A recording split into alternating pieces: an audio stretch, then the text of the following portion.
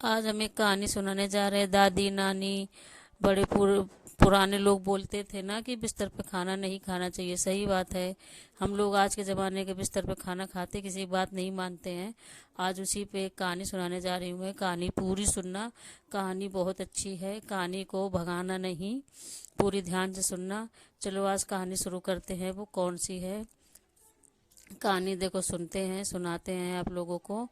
यमराज जी अपनी वो उनसे बोले, चित्रगुप्त से, कि आज मैं एक आपको कहानी सुनाने जा रहा हूँ। बड़े ध्यान पूर्वक से सुनना कि लोग बिस्तर पे खाना खाने से क्या होता है।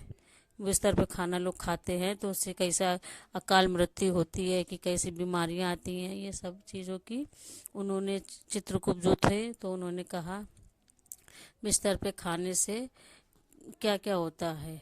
तो जो वो यमराज जी जो थे उन्होंने कहा कि चलो हम तुम्हें सुनाते हैं। तो उन्होंने ये कहानी सुनाई कि एक वो चंद्रगुप्त चंद्रगुप्त का राजा था। चंद्रगुप्त राजा था, उनकी पत्नी शीलवती थी।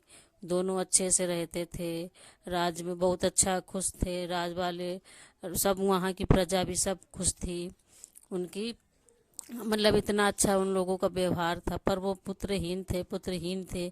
ना तो उनके कोई बच्चा था, ना लड़की ना लड़का, कुछ नहीं था उनके। तो वो और सबसे सब खुश थे।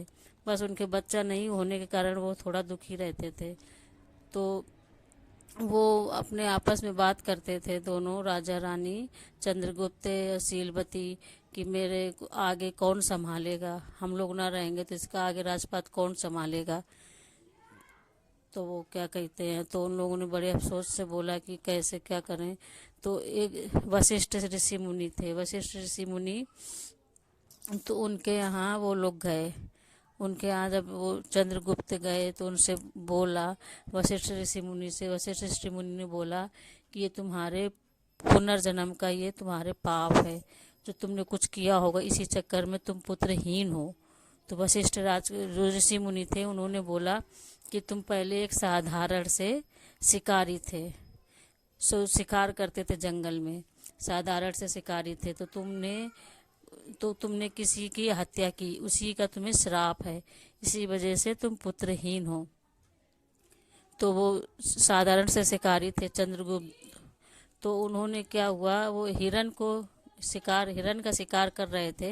हिरण को मारना था उनको, पर उन्हें गाय नहीं दिखी। गाय के साथ में एक उसका बछड़ा भी था। दोनों गाय और बछड़ा घास चुन रहे थे। तो उन्होंने, जो चंद्रगुप्त थे वो साधारण शिकारी थे, तो उन्होंने शिकार हिरण का किया। पर हिरण के ना जाके तीर गाय पे लगी, गाय माता पे लगी। तो वो तीर जो गाय माता पे लगी, तो वो तीर उनके सीधे सर पे लगी। तो वो उनका, गाय माता जो थी वो मूर्छित हो गई। तो चंद्रगुप्त थे जो साधारण शिकारी थे, तो उनके पास गए। पास जाके उन्होंने काफ़ी कोशिश की कि उनको बचा लें, तो कुछ नहीं हुआ। वो थोड़ी देर में गाय ने दम तोड़ दी। तो वो उसी का श्राप उनके ऊपर था। फिर उनका जन्म हुआ जब चंद्रगुप्त बने, तो वही श्राप इनके ऊपर है।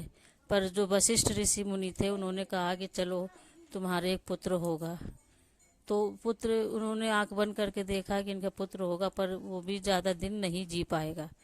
उसके भी कुछ ऐसी समस्याएं हैं कि वो भी इनका राजपाट नहीं संभाल पाएगा। तो वो क्या कहते हैं, उनका एक पुत्र हुआ। बहुत दिन में खुशियाँ आई तो उनके एक पुत्र हुआ। बहुत खुश हुए, सब राज्य के लोग खुश हुए। खुशी से बधाइयाँ सब लोग करने लगे कि चलो राजा के एक पुत्र हो गया। खुश हो गए सब लोग।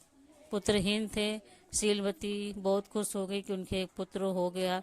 खुशियाँ बटी, खुशियाँ हुई, बधाइयाँ बनी। सब लोगों ने खुशियाँ से अपना कि राजा, माँ बाप, रानी बन गए। तो वो ये हुआ कि क्या कहते नहीं, बिस्तर में खाना नहीं खाना चाहिए। पुत्र जो था, तो वो ऋषि मुनि जो थे, वशिष्ठ ऋषि मुनि ने बोला था कि वो बिना नहाए खाना खाते थे। कहते खाना खाओ तो नहा के खाना चाहिए। खाना जब भी खाओ नहा के खाओ, थोड़ा काम जल्दी कर लो, खाना नहा के खाना चाहिए, बिना नहाए खाना नहीं खाना चाहिए। और पुत्र जो इतना लाडला था वो तो अपना सो के उठता था, लेट तक सोता था और बिना नहा ही खाना खाने लगता था। और वो भी बिस्तर पे बैठ के खाता था, तो उसकी अकाल मृत्यु हो गई। तो यमराज जी ने बताया कि जो भी व्यक्ति बिस्तर पर बैठ के खाना खाएगा उसकी अकाल मृत्यु होगी। कोई भी विभिन्न बीमारियां लग सकती हैं, कुछ भी हो सकता है। बिस्तर पर बैठ के जो खाना खाएगा वो सही नहीं होगा। खाना खाने के सही दिशा होनी चाहिए। खाना कभी खाली ज़मीन पे नहीं बैठ के खाना चाहिए। कुछ भी बिछाओ, छोटा सा चद्दर बिछा लो, चटाई बिछा लो, कुछ भी खाली ज़मीन पे खाना भी नहीं खाना चाहिए।